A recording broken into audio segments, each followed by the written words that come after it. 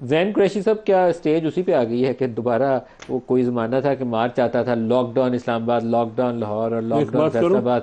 زین سے پوچھ لیں پھر آپ کلوزنگ دے دیجیے گا. تو کیا اسی طرف جائیں گے یا کوئی مناسب طریقہ کار بات چیت کا بھی باقی ہے؟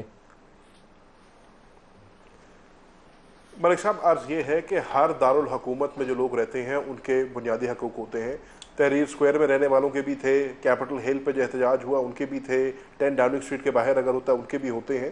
دیکھیں حکومت پھر وہی غلطی کر رہی ہے. حکومت کا ہمارا آئین اور قانون اجازت دیتا ہے پیسفل پروٹیسٹ کا، آئین اور قانون اجازت دیتا ہے رائٹ آف اسمبلی کا. حکومت کا کام یہ ہے کہ اگر کوئی آ کے فرض کریں دھرنا دیتا بھی ہے، ان کو اس کو فیسیلیٹیٹ کرنا چاہیے، ان کو پراپر جگہ دیں، ان سے پراپر مذاکرات کریں.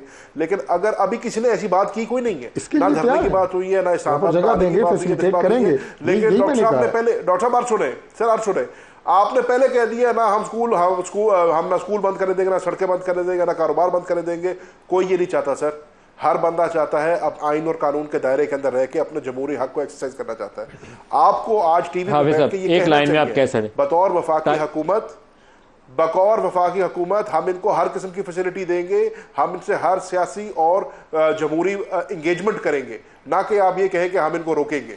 نہیں، یہ تو دیکھیں ذہن نے جو بات ایک لائن میں میرا نام لے کے انہوں نے بات کی ہے، میں وضاحت کر دوں.